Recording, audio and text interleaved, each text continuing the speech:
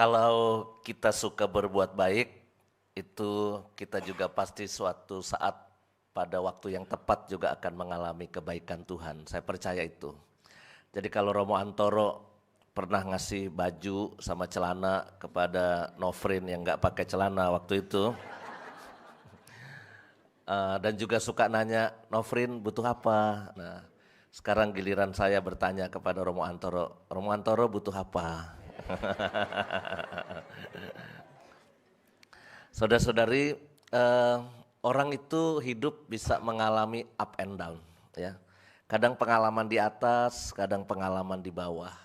Ini yang saya sebut bahwa pada hari ini para murid itu mengalami pengalaman Gunung Tabor, ya. Jadi melihat kemuliaan, lalu seneng di situ, pengen menetap dan nggak mau turun. Maka Petrus itu kan langsung usul, Tuhan bagaimana kalau kita bikin 3 kemah, ya, satu untuk Musa, Elia dan satu untuk engkau. Tapi Yesus kan nggak mau. Yesus ngajak mereka turun. Kenapa? Harus masuk Yerusalem, lalu harus mengalami satu lagi pengalaman yang disebut pengalaman Golgota. Ya. Pengalaman Golgota itu pengalaman sakit, pengalaman air mata, mungkin paling ekstrim terakhirnya itu adalah pengalaman kematian.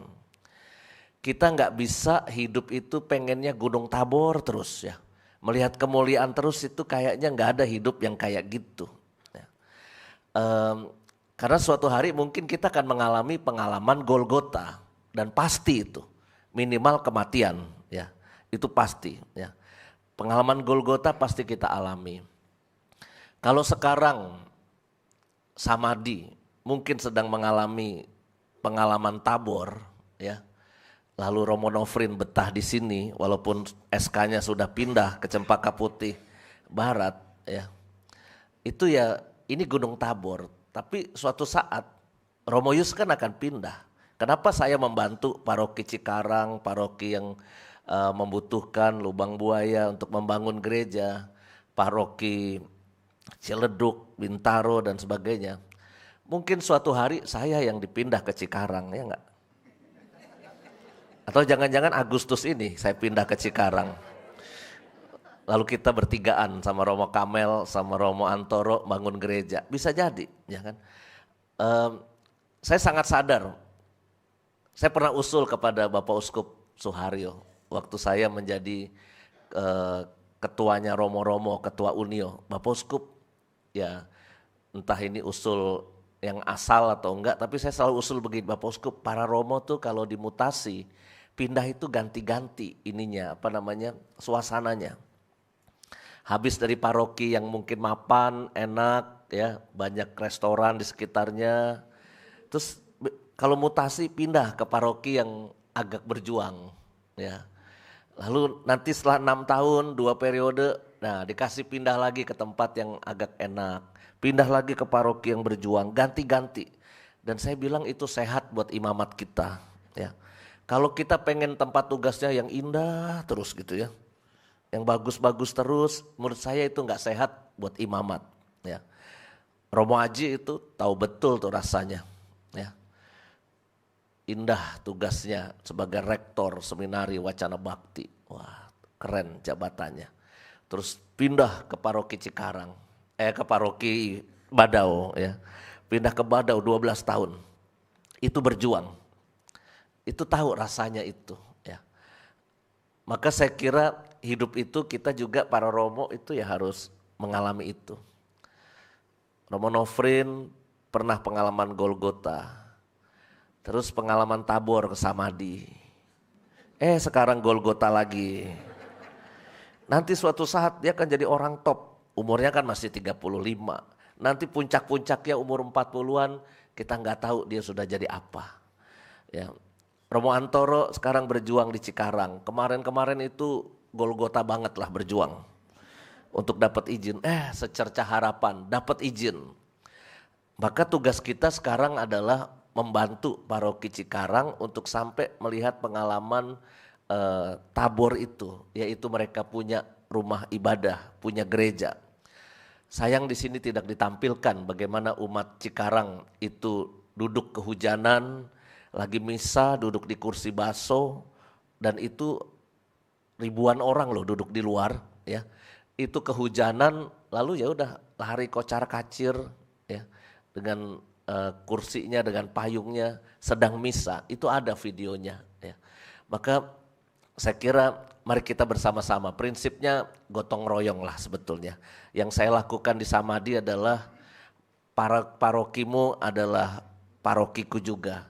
Selama di Kuskupan Agung Jakarta maka kita ini satu kesatuan dalam pimpinan Bapak Uskup ya. Maka saya kira kita perlu belajar tentang pengalaman Gunung Tabor, pengalaman Golgota. Ketika kita sedang berada di kemuliaan, lalu ada orang-orang yang berada di Golgota, ya, pengalaman mungkin susah gitu ya. Tugas yang sedang Anda yang sedang berada dalam Gunung Tabor ini adalah membantu mereka yang sedang berada dalam pengalaman Golgota. Ya. Dan ini saya kira ajaran murid Kristus yang sangat jelas tentang hal itu. Ya. Para murid itu kan mau diajari oleh Tuhan Yesus. Ketika pengalaman kemuliaan, para murid itu pengen betah di situ ya. Tapi lihat nanti ketika pengalaman Golgota, Yesusnya mengalami salib. Petrus itu kan yang tadinya melihat kemuliaan langsung kabur ya, langsung menyangkal 3 kali. Jadi menurut saya yang berkhianat itu bukan cuma Yudas Iskariot tuh sebetulnya ya. Petrus pun sempat berkhianat sama Tuhan Yesus ya. Bukankah kamu yang sering bersama dia kemana-mana? Oh enggak, saya enggak kenal, saya tidak kenal sama sekali. Padahal habis ngelihat pengalaman Gunung Tabor. Tapi ketika Tuhan Yesus yang mengalami Golgota, maka muridnya ini kocar kacir. Maka saya kira mari kita refleksikan hidup kita ya. Kalau hidup kita lagi enak, kita mungkin gampang dekat dengan Tuhan, berdoa. Tapi ketika hidup kita susah, apakah kita juga tetap setia kepada Tuhan? Ya. Ini kadangkala yang terjadi sebaliknya. Kita menjauh dari Tuhan, kita lalu menyangkal Tuhan, kita meninggalkan Tuhan. Maka saya kira kita ingin berefleksi tentang pengalaman Gunung Tabor dan juga pengalaman Golgota dalam kehidupan kita. Naik itu gampang, menikmati pengalaman naik, pengalaman hidup yang makin hari makin bagus itu gampang ya, upgrade itu gampang. Tapi ketika kita downgrade ya, itu ada sesuatu yang hilang dari hidup kita lalu kita menjadi tidak bahagia. Biasa tidak makan lalu kok bisa makan 1 kali, 2 kali, 3 kali, bisa makan di restoran dari yang restorannya mungkin 30.000, 100.000 sampai 300.000. Kalau down upgrade itu makin lama makin naik itu membahagiakan ya. Tapi kalau downgrade biasa makan di Samadhi 3 kali, snack 2 kali. Makanan selalu baru, ditaruh di meja oleh suster. Tiba-tiba teman saya pindah ke Cempaka Putih Barat. Makanannya nggak ada, makanan dari kemarin dimasukin kulkas. Lalu dia harus manasin gitu ya, itu downgrade. Kasian ya. Itu susah, downgrade itu susah. Karena apa? Biasa yang di atas gitu, biasa enak. Nah, anak-anak kita juga gitu kan. Kalau udah biasa makan enak di restoran ya, diajak makan ke tempat yang nggak enak atau pergi ke kota, ke daerah yang nggak ada mallnya, nggak ada mainannya yang bagus, pokoknya nggak keren lah. Itu pasti susah gitu mereka nggak mau.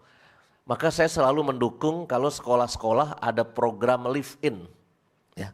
Anak-anak sekolah itu disuruh pergi ke kampung untuk menikmati hidup di kampung. Ya. Saya dulu ngalami waktu mata pelajaran teologi harapan waktu di Jogja ya.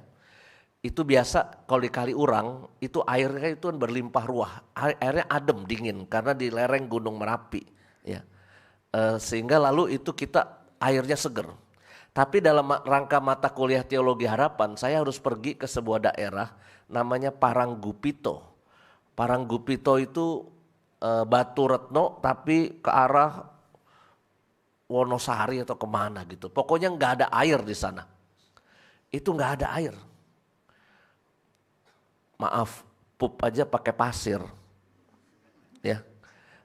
Jadi suasananya itu benar-benar kering, gak ada air. Ya. Itu menderitanya luar biasa. Ya. Karena tidak ada air ya. Downgrade itu tidak bahagia. Tapi ketika pulang lagi ke asrama Kaliurang, mandi lagi dengan air yang bersih, air yang berlimpah, itu lalu hati itu senang dan bahagia. Bapak Ibu, hidup kita kadangkala upgrade, kadangkala downgrade, kadangkala tabor, kadangkala Golgota, itu biasa. Mari kita jalani hidup kita, yang penting jangan pernah kehilangan Tuhan dalam hidup kita. Kemuliaan kepada Bapa dan Putra dan Roh Kudus, selalu dan sepanjang segala abad. Amin.